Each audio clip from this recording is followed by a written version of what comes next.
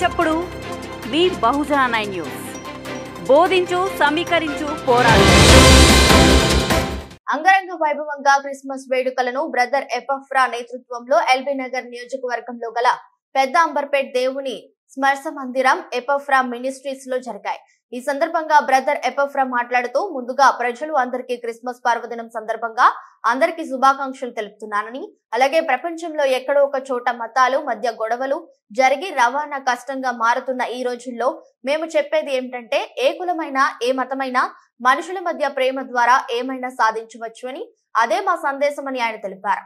తాను 1988 సంవత్సరంలో ఇద్దరికి క్రీస్తు ఆరాధన చేయడం జరిగిందని, 2004లో దేవుని అనుగ్రహంతో మినిస్ట్రీ స్థాపించి సర్వమతాలకు ఒకేలాగా చూస్తున్నామని, తమ మినిస్ట్రీస్ ద్వారా అందరికీ సహాయ సహకారాలు అందిస్తున్నామని, అలాగే ఏ మతానికి సంబంధించిన వారైనా మరణించిన మృతదేహాన్ని వారి ఇంటికాడ చేయవలసిన కార్యక్రమాలు చేయలేని ఎడల తమ మినిస్ట్రీస్ వచ్చి చేసుకోవచ్చని ఆయన పేర్కొన్నారు.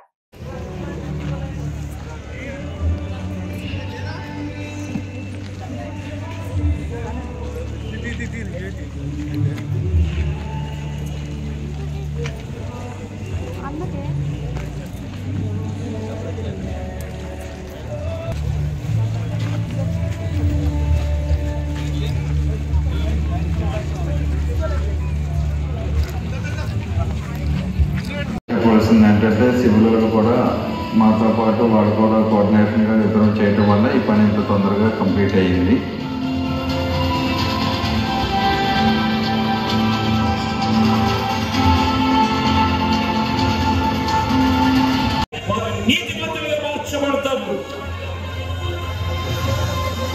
ఇది దేవుని మాట.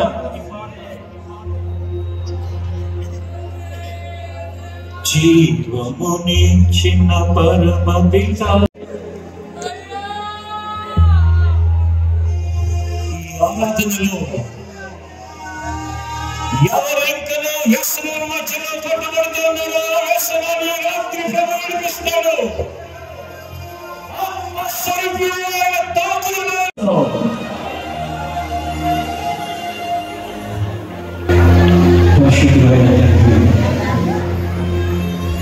జీవించిన మరణించిన నీకోసమే నీ కథలతో కాదు, కానీ హృదయ లోతుల నుండి ప్రభువా, హృదయ లోతుల నుండి ప్రభువా, హృదయ లోతుల నుండి ప్రతి వాక్య మాట ఈ ఆరాధనలో వచ్చినట్లుగా సహాయం చేయండి తండ్రి.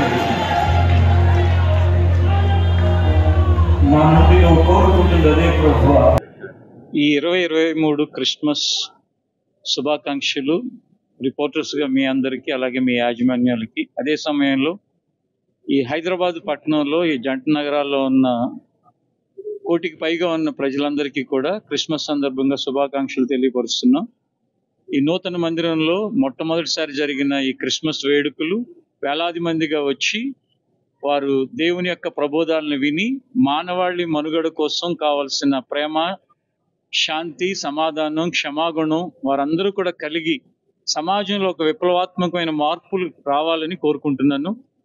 ఈ క్రిస్మస్ కానీ, లేక ఇక్కడ కట్టబడిన చర్చ్ కానీ, లేక మేము చేసే సేవ అంతా కూడా కేవలం దేనికోసం అంటే సమాజంలో ఒక విప్లవాత్మకమైన మార్పులు రావాలి అని.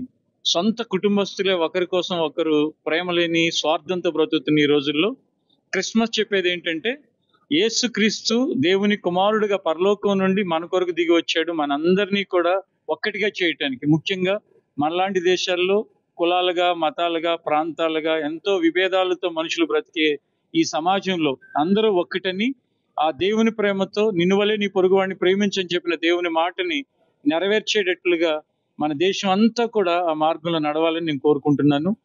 అందరికీ కూడా మరొకసారి క్రిస్మస్ శుభాకాంక్షలు.